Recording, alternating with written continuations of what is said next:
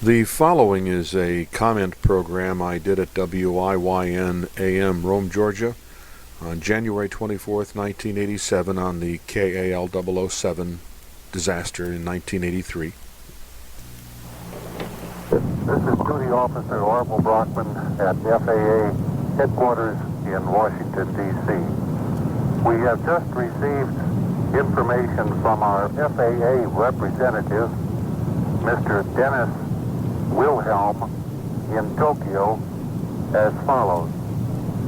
He has been advised by the Japanese Civil Aviation Bureau headquarters, Air Traffic Division, Mr.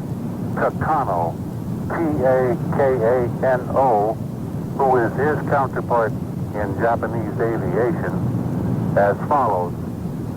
Japanese Self-Defense Force confirms that the Hokkaido radar followed Air Korea to a landing in Soviet territory on the island of Sakhalinska, Sakhalinska,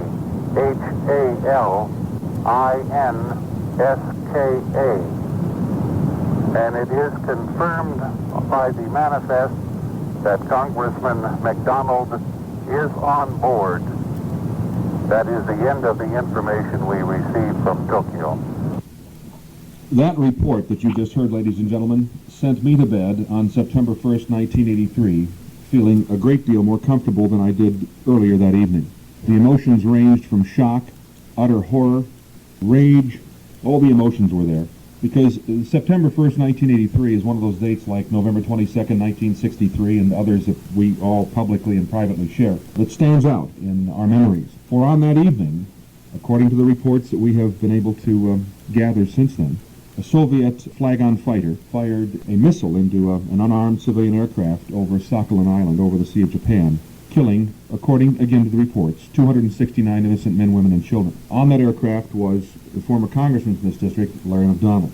We have on our long-distance lines from their respective homes in Utah, Mr. Bob Lee, who is an investigative reporter, and Captain Joe Ferguson, a Frontier Airlines captain. And gentlemen, good morning. Good morning. Bob Lee and Joe Ferguson have collaborated on a book called Flight 007, subtitled, very provocatively I might add, Were There Survivors? I'll let either of you gentlemen take that question and try to, perhaps both of you in turn if you'd like, were there survivors and what led you to that conclusion? Bob, let me begin, if it's all right, Bob. Of course, both Bob and I were close personal friends of Congressman McDonald, and it was a great personal shock to us. In my case, I was interested in this situation from three reasons. One is my career is in the field of aviation. I've been a military pilot, and I've been an airline pilot for some 28 years. I have some 23,000 hours of flying time. I am a very interested person, and politically, I'm very politically active. And as I mentioned, I knew Larry personally. So after this incident, of course, I was in a state of shock, as you were, Dick, and all of our thousands of friends. I began gathering all the data that I could collect, and the hard data that I presumed was hard did not substantiate the conclusion that the media was presenting to the people, that the airplane was blasted out of the sky. For example, the report from Japanese radar was that the airplane flew for 12 minutes after it was hit, and at that point it just disappeared from radar. That doesn't mean it crashed. That means it might have just gone below radar coverage. So I rented a Boeing 747 simulator in Denver and flew it under the same simulated circumstances, simulating that we were 35,000 feet. And then, of course, we can't simulate being struck by a rocket, but the instructor put one engine on fire and simulated a cabin decompression. So we went through the maneuvers, and we went from 35,000 feet to 16,000 feet in 3 minutes and 45 seconds, compared with 4 minutes noted time for Flight 007. We went from 16,000 feet to 6,000 feet in 6 minutes and 45 seconds, compared to 7 minutes 45 seconds compared to 8 minutes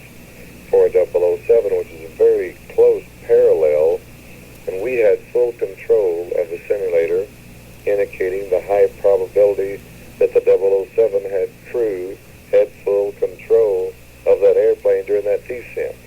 Joe, explain to our non-aviation-minded members of the audience why it would be necessary to descend in two stages as you've just outlined.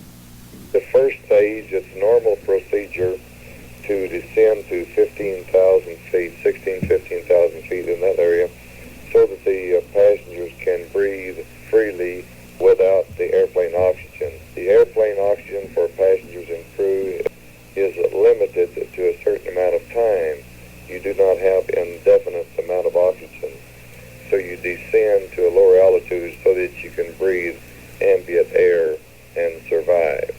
So that's planned. That is part of a standard operating procedure, and the Korean airliner followed that standard operating procedure.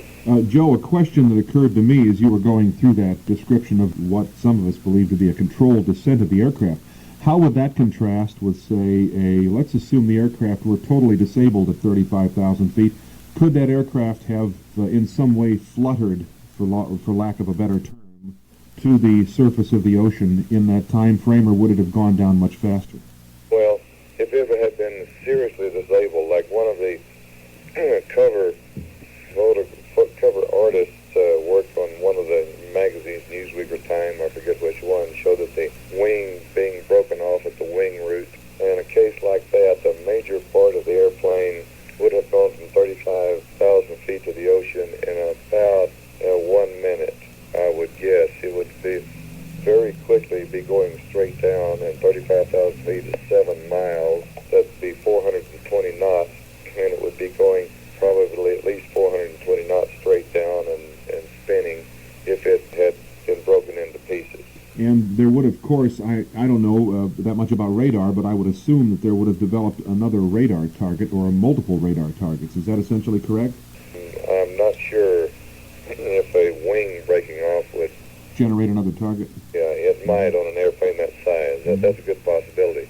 Okay, but what you're saying is that given the missile strike at 35,000 feet, either one or two missiles were, I don't think we're still terribly clear on how many missiles struck the aircraft, but given missile strikes at that altitude, and the descent that is reported to have occurred according to the Hokkaido radar, that aircraft, to the best of your knowledge as a veteran aircraft pilot, was under control in its descent.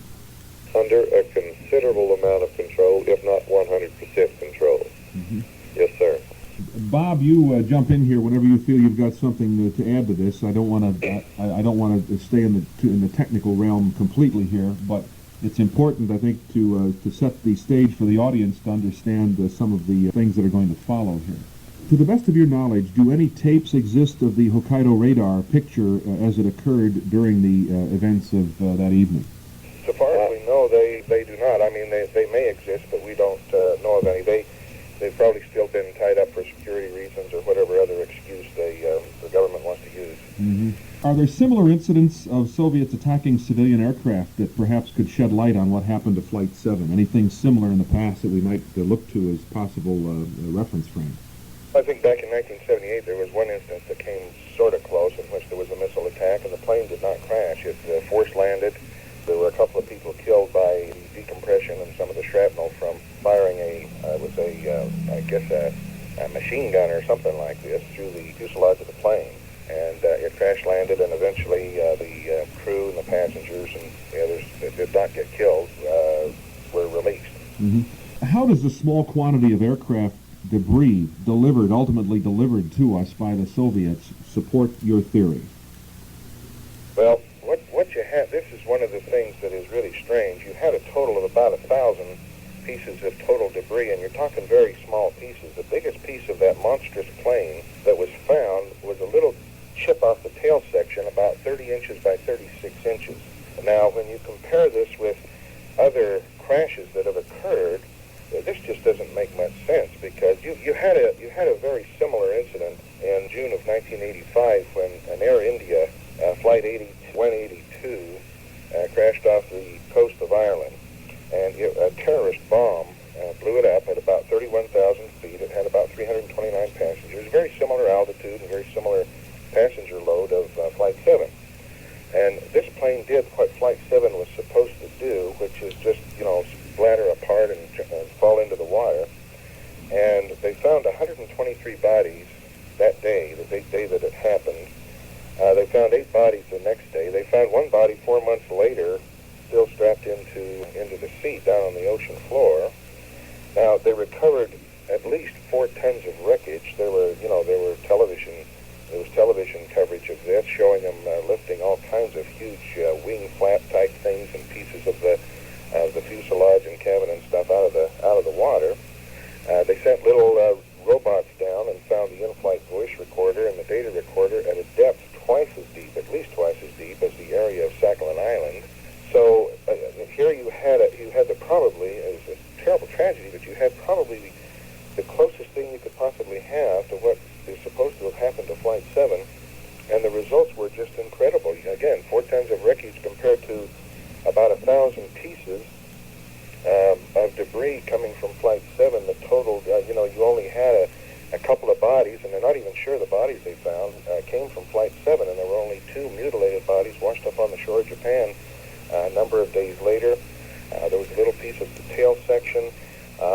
The Japanese, or the Soviets, found no body remains of any kind in the area of the crash. Again, anything found of human remains was washed up on the shore of Japan. That small piece of the airplane plus little chunks of metal here and there. The whole thing you could put on a fairly small table. We have a videotape of the debris that was found, and it just fits on a little table. And the biggest piece of the plane, one fellow reaches over and picks it up and inspects it and sets it down. And remember, you're talking a 747 that has about 800,000 pounds of potential debris, not even counting the passengers and their effects. Again, you had the Challenger disaster. Here you had the Challenger 3 miles higher than was Flight 7, and when it exploded, eventually they found 245,000 pounds of the wreckage. That's 45% of the entire craft. And they found all of the crew members, and so on. So you don't have, in the case of Flight 7, with that tiny amount of debris, about like you'd get if a Piper Cup had crashed, for example, you just don't have the kind of debris that comes even close to what you would expect to have in light of the supposed crash of a monster airplane like a 747 with all of the plastic cups and spoons and supposedly luggage. And It's a flying hotel. Oh, it's a flying hotel. And so that's very strange. On the other hand, if you find bodies and you find a piece of the plane and you find passports of persons on the plane and false teeth that match and business cards of a fellow on the plane, that's the sort of thing that made it fairly convincing, quite convincing. It certainly convinced me that the plane had crashed. But on the other hand, when you start looking at the nature of the debris, for example, here you have debris like I mentioned, the false teeth, and you got seat cushions, and you got business cards and things like this. It is all cabin-oriented. It's the kind of stuff you would expect to come from the cabin of the plane. Then you start wondering, well, where is the luggage? Where are the things from the cargo pit? And there isn't any. We have found no indication, and there's no indication on the videotapes of the debris that was found and put on display of anything coming from the cargo pit. And that's very strange. You should have had Samsonite luggage washing up on the shores of Japan and thereabouts for weeks after that crash of that kind. But there just wasn't any. So the problem becomes, how do you fit the known facts, the small amount of debris? And by the way, another important factor is where the debris was located. Now, Joe mentioned the speed of the plane, the descent of the plane. It was in the air for 12 minutes. It descended, by the way. When you start out at 35,000 feet, it was tracked on radar 4 minutes later at 16,000 feet, and then it was in the air another 8 minutes. So if you look at that, you can see it's just simple mathematics. It went from 35,000 to 16,000 feet in 4 minutes, which is a descent rate of about 4,700 feet per minute. And then it went from there down to where it went off radar in another 8 minutes. And if you assume that it went off radar very close to the ground, you're talking about, maybe 2,000 feet per minute descent rate. So here you have, just from what our government accepts, I mean, what the reports were in the papers and what the State Department of the United Nations accepts as fact, you have a descent rate of 4,750 feet per minute during the first 4 minutes of descent, and then it moderates to 2,000 feet per minute for the rest of the way. And how on earth can an airplane go from 4,700 feet per minute descent rate to 2,000 10,000 feet per minute descent rate unless it's under the control of the pilot. It's just inconceivable to me. Well, Bob, another piece of evidence that certainly points to the fact that the aircraft was under some form of control is the report I heard that there was a radio transmission by Captain Chun to ground control 39 seconds or so after the reported strike of the missile. Is that your understanding as well? Yes, there's no question about that. It depends on the source you look at. Anywhere from 39 to 64 seconds after the attack, there was a radio transmission. It's very garbled. We have a tape recording of it, and you can't hardly tell what's said, but you have certain words that come through. For example, the words 15,000 come through. The phrase holding with rapid decompressions comes through, and then descending to 10,000, which I assume means 10,000 feet, comes through. The thing that's significant is there is no indication of a Mayday call. Mm-hmm. Here you have a plane that, first of all, is still in the air somewhere 39 to 64 seconds after the crash, and you have the pilot simply giving what's fairly routine descent reports, and you don't have him screaming Mayday or indicating a really major problem. Gentlemen, was there anything with respect to the radar picture available to the operators on the ground at Hokkaido or northern Japan to indicate a change in direction of the aircraft? That is, after the strike, would it have been known to those on the ground through the use of the radar to determine if the aircraft changed course, perhaps in an attempt to get back to some landmass, i.e. Sakhalin Island? Dick, that's a very strange thing. You know, of all this situation, there's been very, very little documented information released to the American public. Mm-hmm. And that's one thing they have failed to tell us. At least I have not been able to turn anything up as to what direction the airplane took after the strike. They gave us the information about the descent, but nothing about the direction. And the American government is strangely silent about these kind of details when you try to obtain details from them. I have not been able to find that out. If any of your listeners have that information, I would like to have it. Well, I'm afraid that information will be very difficult to come by, Joe. I lie awake at night speculating when my mind has nothing else to do, and I have this gnawing feeling that somewhere in the bowels of the Pentagon or the CIA there exists a photograph or series of photographs from a high-level reconnaissance satellite using infrared film or whatever, some of the technology that our cloak and dagger guys have available to them. That's very possible. And by the way, you know, that tape recording you played at the very first? Yes. I think that's a very strong indication of what probably happened. Mm-hmm. You remember it said that the Japanese Self-Defense Force confirmed that Hokkaido radar had followed the plane to a landing in Soviet territory. Mm-hmm. Now, the radar might not be completely accurate as to whether the plane actually landed or ditched short of the Soviet territory or whatever, but the point is this: to even say that the radar followed Air Korea to a landing means surely means that the plane must have been heading towards Soviet territory. Mm-hmm. But you and I may not know to the Joe would, but you and I wouldn't know much about radar in the sense of how high a plane is and all the other details, but if we looked at the screen, we could tell which way it was going, you know, by whether the blip is moving one way or another. And here you had a report that the radar had followed Air Korea to a landing on Soviet territory. If it was going towards Soviet territory, it had to have made about a 180-degree turn from where it was going when it was hit. And by the way, on that debris situation, one of the significant things is the location of the debris. Joe mentioned the descent rates and the plane was in the air for 12 minutes and so on. Now, it's been established, the closest they can establish the point at which the plane was hit was about 12 miles offshore after it passed over Soviet territory on Sakhalin Island. So it was going out to sea about 12 miles offshore when it was hit. Now, where the debris they found, the supposed crash site was found, was about 35 miles offshore.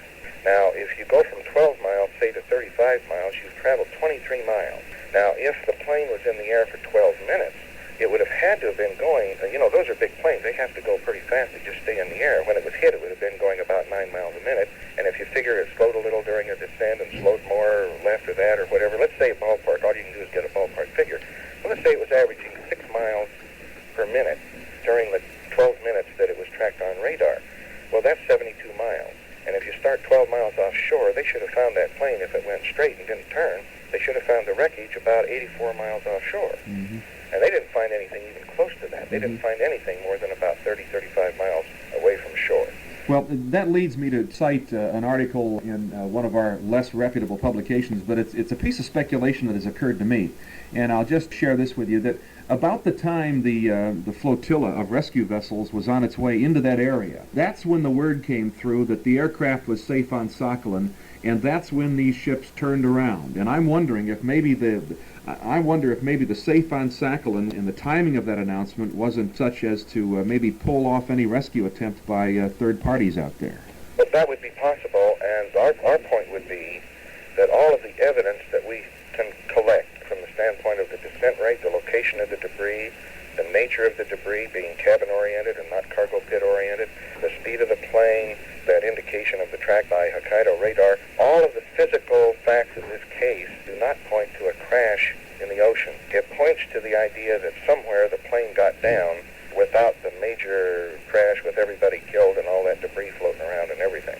So the physical evidence is extremely consistent with the idea that you had the plane. By the way, people would undoubtedly want to know, well, if the plane didn't crash, how did all that debris that they found get in the water, and how the bodies get there, and how come there was any debris at all if it didn't crash? Well, this is the point. There's something that explains that and covers all the bases, and that is that at 12 miles offshore, the plane was hit by a Soviet rocket, probably in an outboard engine. It explodes the engine, and the shrapnel that results from that decompresses the cabin. The shrapnel blows, makes holes in the cabin and so on. And the decompression of the plane, where you have about a 700 mile an hour wind factor, in essence, blowing out of the plane for a few seconds, that would hurl a number of bodies perhaps out of the plane along with the contents of the cabin and personal effects. You would have, again, some debris from the plane as a result of the shrapnel. It explains the chipping off of the piece of the tail section that was found. For example, the tail section, the part that was found, came from the part of the tail that's closest to the front of the plane. It didn't come from the back of the tail, as you would expect if a rocket had hit the tail coming in. So this takes into account the small nature of the debris and where the debris was located. If it was hit about 12 or so miles offshore with the plane traveling as fast as it was, you would have that debris and all of that fall down so that it could be found about in the area where they found it, those few miles offshore. Well, I return just momentarily to something I said earlier, and that is this matter of satellite reconnaissance. That area of the Soviet Union is one that I'm sure we've got covered like a blanket with satellites. And I just have this gnawing suspicion that there's probably some photography somewhere showing some of the events surrounding this thing. Maybe an aircraft in the water, maybe an aircraft on the ground. I don't know. It's 11:30. We have two guests on the line, Bob Lee, an investigative journalist, and Joe Ferguson, captain with Frontier Airlines. They have written a book called Flight 007. Were there survivors? And it surrounds quite obviously the shoot-down in 1983 of the aircraft on which Larry McDonald was a passenger. Gentlemen, we have one telephone line lit up here. I'm going to take this caller now. Good morning, you're on the air. Yes, sir. I've been taking in all the facts that have been stated in the gentleman involved, obviously, in a lot of research and a lot of the information about the type of explosion, the descent and the whole bit is tremendous, but I don't think a point is being made here. What is the point of the whole discussion this morning? Bob or Joe, would you care to... I was not able to hear the caller. The caller simply wanted to know what the point of our discussion was this morning, apparently in the belief that 3 or 4 years after the incident, this is a moot issue. I think the point of our discussion is that if the plane didn't crash and it did land on Sakhalin as was reported and as the physical evidence indicates, then that means there were 61 Americans and probably upwards of 350, 360 people total that were taken captive by the Soviets. And we have potentially, we certainly have missing in action, and we have prisoners of what amounts to the equivalent of prisoners of war that are still missing over there. And it's entirely, it's credible to believe that they were alive at that time, and that some may be alive today, and if they're not, even if they're not, they should be accounted for. Yeah. If they didn't die in that crash, supposed crash, and that reported crash, which possibly didn't even happen and probably didn't even happen, then they were taken captive by the Soviets, and our government has abandoned them, and we need to find out what happened to them after that plane went down on Sakhalin Island, landed on and this actually supports our thesis, is that with the reporting of the plane landing safely and indications that it landed safely, the tapes could have been recycled because they didn't figure there was any problem. Mm-hmm. And that's possible. But whatever the reason, these tapes that followed the plane in those early period and were destroyed after it was known that the plane had some kind I was struck, too, by a recent televised comment by Secretary of State George Shultz when he said that we now know that the Soviets knew then that 007 was an unarmed civilian ship before the shootdown. Well, I think that's balderdash, and it's a very interesting, this is one of the things that really disturbs me, is the extent to which our State Department sided with the Soviet position on this thing. At first, all the reports were, the newspaper reports and that tape recording that you played at first from FAA headquarters indicated that the plane had landed safely. Well, the State Department comes out, and as soon as the Soviets were the first ones to say that it hadn't, to say that it had crashed, as soon as they said that, the State Department assumed that it had crashed in, for example, territorial waters of the Soviet Union. That was the first announcement from the State Department, that the plane had crashed in Soviet territorial waters. Well, it didn't, because again, even where they found the debris was 30 miles offshore, and territorial waters of the Soviet Union are about 12 miles offshore. But by reporting that, the State Department helped to justify the Soviet Union maintaining exclusive control of the crash site area, because, if they assume the crash site is in Soviet territorial waters, then those reports about how the Soviet Union took over control of the crash site make sense. And it helped, number one, it helped to convince the country that the plane had crashed in the first place, which the physical evidence indicates it did not, and then it helped to justify the Soviet exclusive control of the crash site area. Then the State Department comes out before it had any chance to properly or thoroughly investigate, and says that it didn't believe that Larry McDonald's presence on the plane had anything to do with the shooting down. Right. Well, it certainly could have. You got to remember, Larry McDonald was a member of Congress. He was a member of the House Armed Services. And of course, he was well loved over at Foggy Bottom. He was. That's right. He was one. He was really well loved at Foggy Bottom. But Larry was a member of the House Armed Services Committee with access to top secret information. He would be very valuable for a debriefing by the Soviets for that reason. A leading anti-communist in this country. His political stock was rising tremendously. Down in your district there, when he started out, I think his first election, even a later election, was won by very close margins, 600 votes or something like that. And at the time that he was on that plane, he was in essence safe. He didn't have very much trouble getting elected down there. And nationally, he was probably the most popular anti-communist conservative in the country. And he was therefore becoming a thorn in the side of some of our more southpaw-oriented folks over at the State Department and elsewhere in the government? Well, he was becoming a political force to be reckoned with. And if he went down the road another 10, 12 years, when you have a fellow 48 years old, handsome, very articulate, very knowledgeable, medical doctor, things like this, you have someone who, if the conservative cause keeps growing, is a potential for higher office at the national level. In other words, Larry McDonald's potential for increased influence was tremendous. There were many reasons. His membership on the House Armed Services Committee, his leading role in the anti-communist movement here in this country, why the Soviets would be delighted to get rid of him. There's just no question about this. And again, you had the State Department saying clear back then that the Soviets thought it was a spy plane.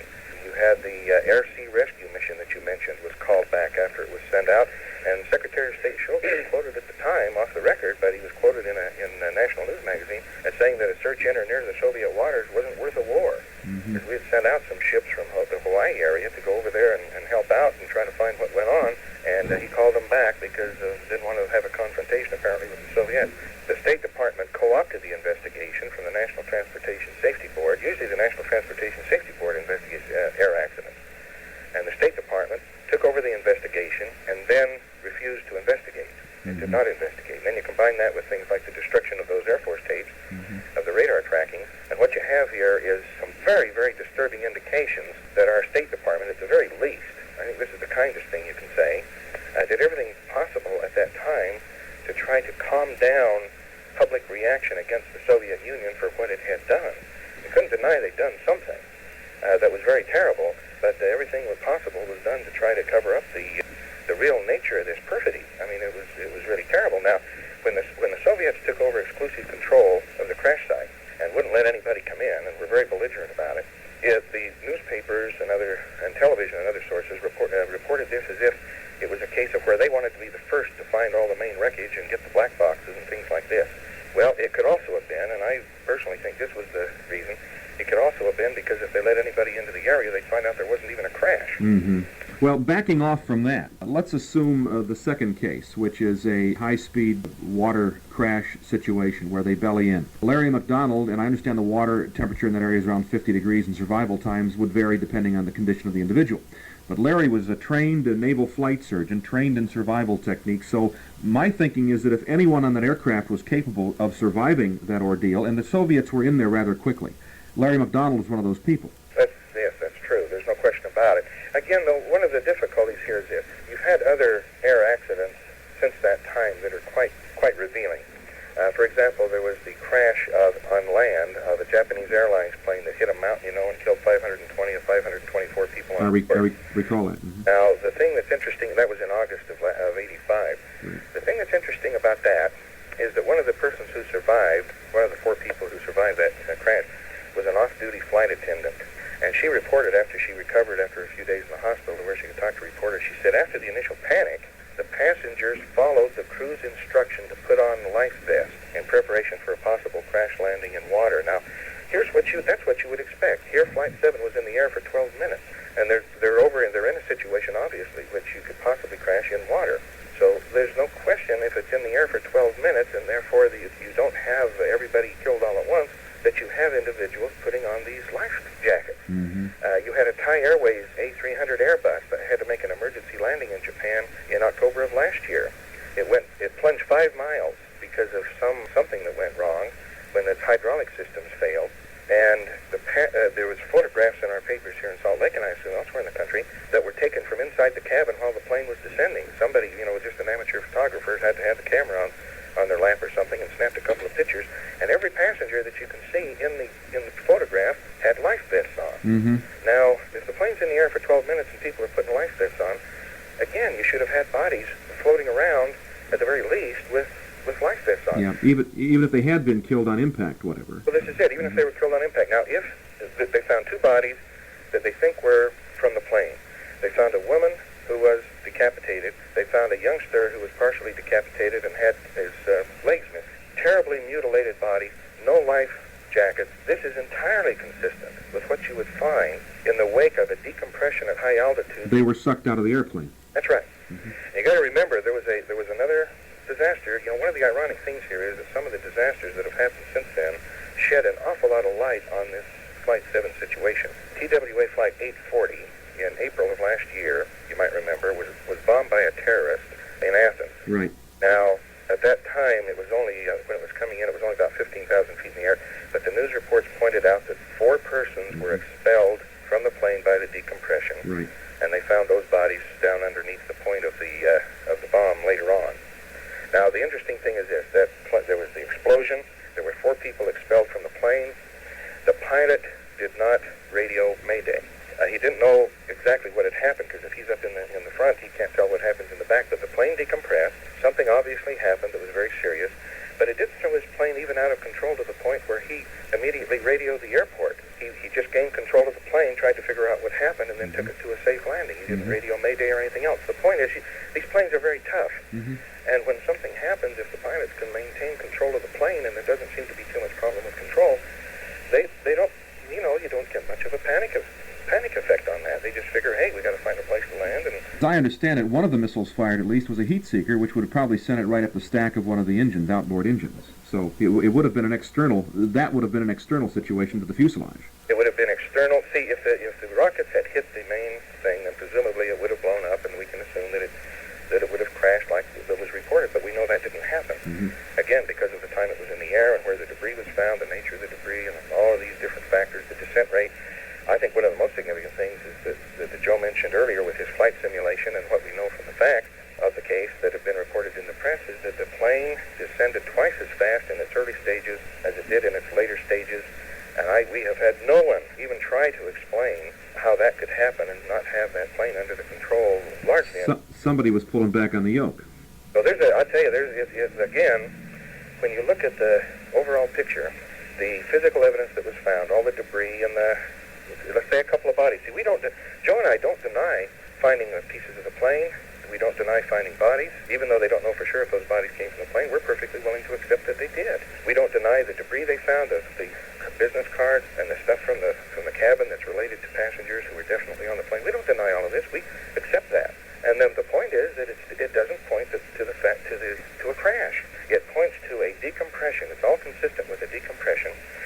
Because in the first place, they found one debris site, and that was 35 miles offshore. Now, if you had the plane hit by the rocket and decompressed at high altitude, you'd have some debris fall from the plane at that point, the shrapnel and all of this stuff. Then you'd have the plane continue on for a major crash site. So what you should have found was, at the very least, was a minor debris site from the stuff that came off the plane when it was hit at high altitude, and then the major crash site later on.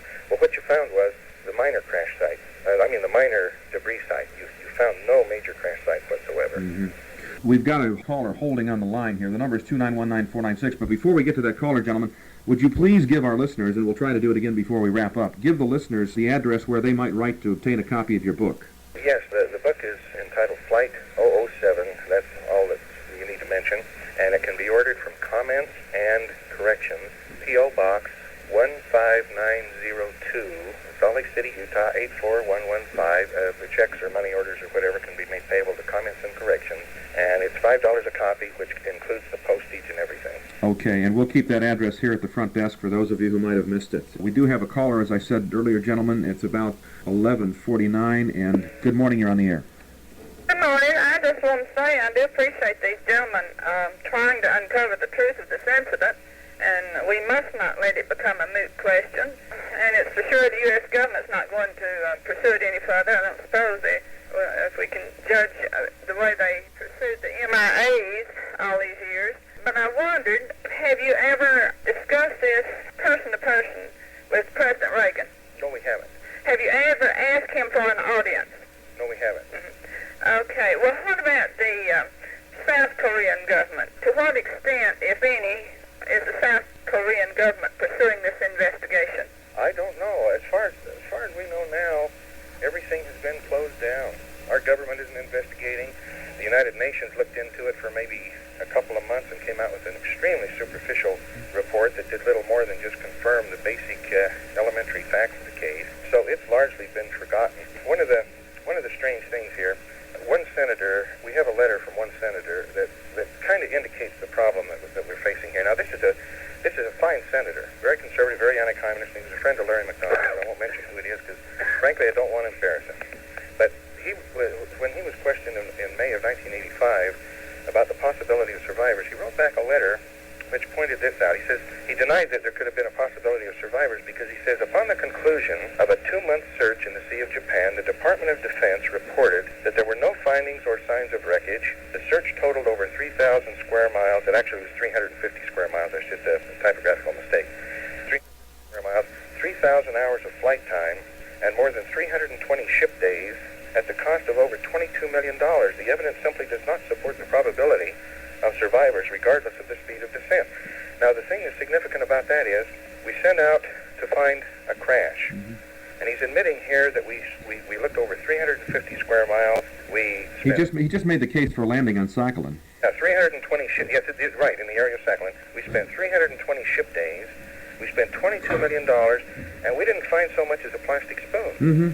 We found nothing. Now, that is not evidence of a crash. That's evidence of a non-crash. When you send out something and you find that kind of non-evidence, then why conclude that there was even a crash, for goodness sake? Exactly. Prisoners released from the prisons in Russia now. Of course, you wouldn't say on the air, I don't suppose, but I wonder if you would contact some of them and see if they had ever heard of this incident. Ma'am, I doubt seriously that the Soviets would take the risk of letting any of these folks commingle with other prisoners in their camps, in their system. Yeah. Okay, well, I do want to say, I do believe that plane landed on Sakhalin Island. I believe Congressman McDonald could very well be alive, and I want us to get him back to the United States and back in Congress. And I do appreciate what you're doing. Thanks a lot. Thank you, ma'am.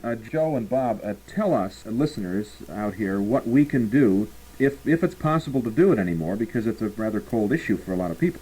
What can we do, if anything, to get this thing revivified, to get something moving again on this? Dick, there has to be more understanding of the situation, that the real facts conflict with the image that has been presented to the American people, and that also that there's a very possibly some withholding of very valuable information on the part of the United States government. Now, this sounds like a commercial, but what you have to do is get the facts, and the most factual publication in existence on this issue is our little booklet. It's small, but it's the most accurate that anyone will find. I haven't had not yet one person point out an error in our little book. So that's the reason that we wrote it. We put these facts together, and as I've gone over it, I believe that our presentation is accurate. So we need to distribute these little booklets and form a committee and work together and put pressure on the congressman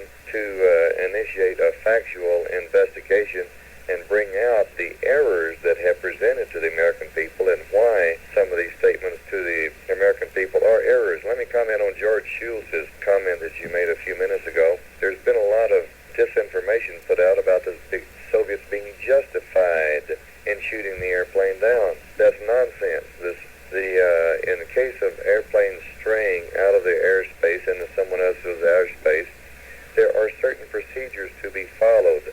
And the Soviets are signatories to the agreement of the ICAO, the International Civil Aviation Organization. And there are certain procedures to be followed when an airplane is intercepted in their airspace, and they did not follow these procedures. Furthermore, there are many ways that they could have told that this airplane was a civilian airliner rather than a military aircraft. One is the speed over the ground differs from the military aircraft. Another thing, a fighter pilot can get close enough to a 747 to count the rivets on it. Let me jump in here, Joe, and add this. You may have misunderstood what I said with respect to Schultz's comment on the David Brinkley program recently. He did admit that the State Department and our government now knows that the Soviets were aware that 007 was an unarmed civilian aircraft before the shootdown. Okay. Which I think is a rather earth-shaking admission. He passed right over it rather quickly and didn't say anything further on the subject. But yes, he could have added a lot more. I believe his statement is accurate. You see, I don't presume to know what was going on in the minds of the Soviets there, whether they knew or they didn't know. But I can sure tell you that they could have easily have known if they had wanted to. That's all that I can say. Mm-hmm. Well, I seem to recall reading or hearing that there was something like 2.5 hours of intense communications between the military headquarters in Moscow and the Western military headquarters, and I'd love to have tapes and translations of those conversations, but unfortunately we probably never will. Another interesting factor, Dick, is that the Russian KGB had every capability of knowing who was on that airplane. Mm-hmm. And especially knowing that Larry McDonald was on it. Well, it was, except for a momentary glitch in their PR effort with the West, the Soviets had about a triple win here. One, they got rid of McDonald. Two, they were able to debrief him, and if he did survive the shoot down, pick his brain for the information he had. And number three, as John Noble, who came out of 12 years of Gulag experience, has pointed out numerous times, the Soviets love to keep Westerners in their camps for the simple reason that it assists them in the demoralization of their indigenous prisoner population. That's a very good point. I might also mention that Larry was a trained physician. This is the one thing where, when people try to speculate, and all we can do is speculate. Personally, I have really no doubt that that plane did land on Sakhalin, that they were taken captive, and that Larry was alive on the evening of that incident. How it is now, all these many years later, no one knows. But you got to remember, Larry was a trained physician, and as you just mentioned, not only for demoralization purposes, but generally when the Soviets capture individuals who have special ability to help them in some way, they put them to use. And for all we know, Larry may be somewhere treating sick slaves over there. We just don't know. But he had this medical ability, and after a debriefing, of course, he could have been liquidated. But he had this special ability as a physician that they could put to some very good use over there, and Larry's training and Hippocratic Oath and so on would not conflict with his participating and helping to improve the health and care for persons who are sick and wherever he might be. Indeed. Gentlemen, we're out of time. This has been the shortest 55 minutes in my life. I wish we had another hour and a half to talk about this, but we don't. Our guests have been Bob Lee, investigative journalist, and Joe Ferguson, veteran Frontier Airlines captain. Their book is Flight 007, Were There Survivors? I hope you got the address, but if you didn't, contact the front desk here and we'll get it for you. Gentlemen, God bless, and thank you for being with us today. Okay, thank you, Dick. Get us back on again. Sometimes there's lots more to talk about on this subject. We'll do it. Bye-bye. Okay, bye now. Bye. Well, thank you, folks. See you next time. This is Dick Packard. Take care. We have an opportunity, young and old, rich and poor, black and white. We have an opportunity and indeed an obligation to be willing to pledge now and for the future just a portion of our lives portion of our fortune, but most importantly, once again, our sacred honor. In this time, we sing America the Beautiful as one of the hymns or as one of the patriotic songs. And that fourth stanza is, I think, a telling message. It says, "O beautiful for patriots' dreams that see beyond the years." We are here today, still in a land of liberty, in comfortable quarters, here in a wonderful state, because of those patriots who were willing to think beyond their personal needs, think beyond today, tomorrow, next month. That they had the dreams that could see beyond the years of what America might be and might become. We here in this country, we need the patriots of today who will stand up for God's law, stand up for the Constitution, stand up for the American dream, and see beyond the years and take that challenge for our time, for the time of our children, and our children's children. Thank you very much, ladies and gentlemen.